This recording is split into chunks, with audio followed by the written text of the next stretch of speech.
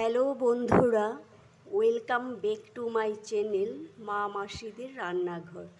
আজকে আপনাদের আমি দম বিরিয়ানি করে দেখাবো।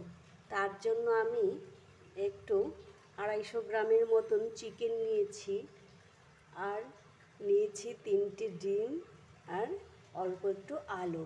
তা দিয়ে আজকে আপনাদের আমি দম বিরিয়ানি করে দেখাবো। বন্ধুরা, চিকেনটাতে আমি দেখুন একটু লেবু দিয়ে দিচ্ছি, তারপর তাতে আমি দম বিরিয়ানির মশলা অ্যাড করে দিচ্ছি। আপনারা চাইলে বাড়িতেও বানাতে পারেন। আমি রেডিমেড প্যাকেট কিনে এনেছি, আর কিছু রাখছি, পরে দেব।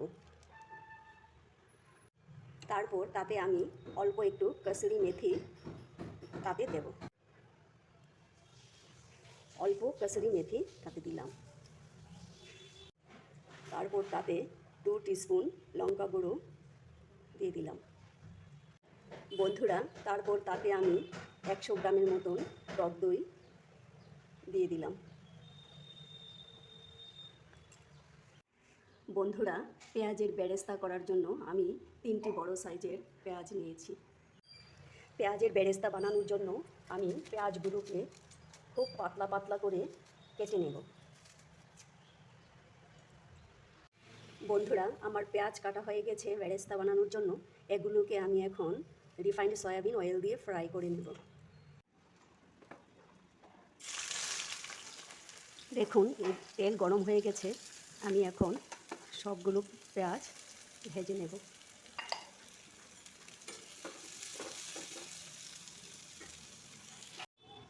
বন্ধুরা, আমার পেঁয়াজের বেরেস্তা ভাজা হয়ে গেছে।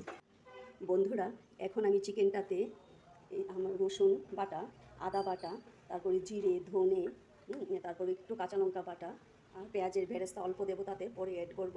আর পেঁয়াজের বেরেস্তার তেলটাও তাতে দিয়ে দেব। তারপর তাতে এই সবগুলো মশলা এটাতে অ্যাড করব। এখন এগুলোকে ভালো করে ম্যারিনেট করে নেব।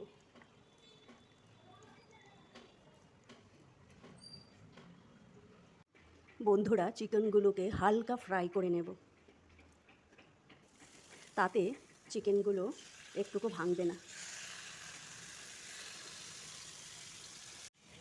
আমার হালকা ফ্রাই হয়ে গেছে।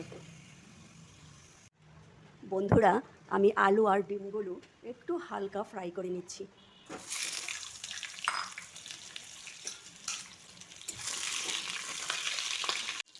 তাতে সামান্য হলুদ আর সামান্য লবণ দিয়ে এগুলিকে একটু হালকা ভেজে নেব।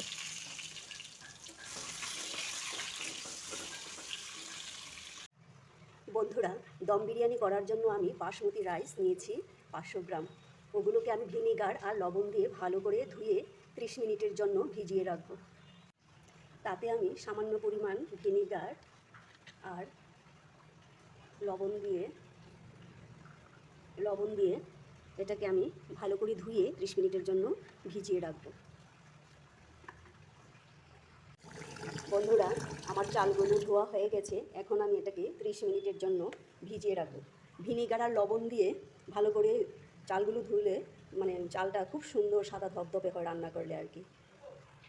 জলটা গরম হয়ে গেছে, তাতে আমি সামান্য সয়াবিন রিফাইন্ড অয়েল, 3টে তেজপাতা,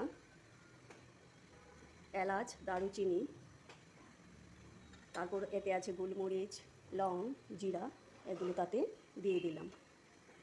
সাদা তেলটা দেওয়ার কারণ হলো চালগুলো একটার সঙ্গে একটা লাগবে না, খুব সুন্দর হবে। আর তাতে সামান্য লবণ দিয়ে দিলাম, 2 টিস্পুন লবণ দিয়ে দিলাম। ফুটন্ত জলে আমি এই রাইসগুলো দিয়ে দিচ্ছি, দিয়ে সঙ্গে সঙ্গে এগুলো নাড়াচাড়া করতে হবে।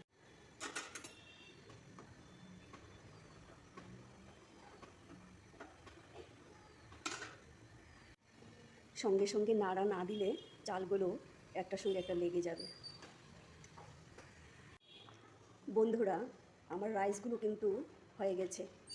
80% মতন এগুলোকে সেদ্ধ করবেন, তার বেশি নয়। এবার আমি চালগুলোকে ঝরিয়ে নেব, জল ঝরিয়ে নেব। দেখুন বন্ধুরা, রাইসগুলো কি সুন্দর সেদ্ধ হয়েছে। আর এতে যে এক্সট্রা তেজপাতা, এলাচ, দারুচিনি সবগুলি একে একে বার করে দেবেন। বন্ধুরা, আমি এই হাঁডিটাতে 2 টিস্পুন ঘি দিয়ে দিলাম। আপনারা ইচ্ছে করলে বাটার দিয়েও করতে পারেন। বন্ধুরা, আমার ঘিটা গরম হয়ে গেছে। এখন আমি চিকেনটা এতে ঢেলে দেব। তারপর চিকেনটা একটু কষিয়ে নেব। এটাকে আমি 5 মিনিটের জন্য ঢেকে দিলাম। আমার চিকেনটা কষানো হয়ে গেছে। এখন আমি এতে রাইসগুলো দিয়ে দেব। এখন আমি রাইসগুলো তাতে দিয়ে দিচ্ছি।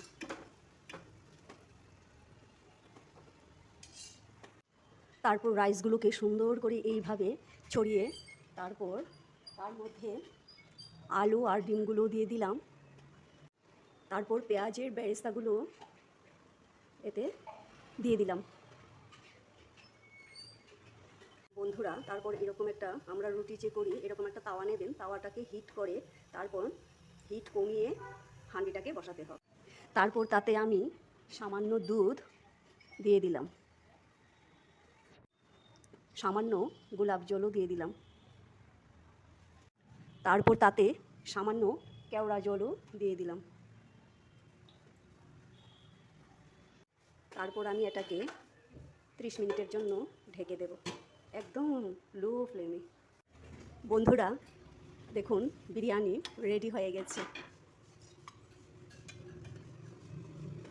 দেখুন কি সুন্দর হয়েছে।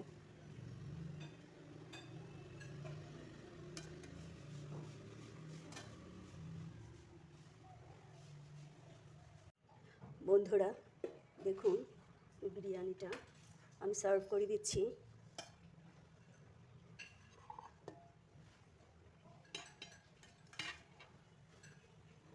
দেখুন কি সুন্দর ঝরঝরে হয়েছে।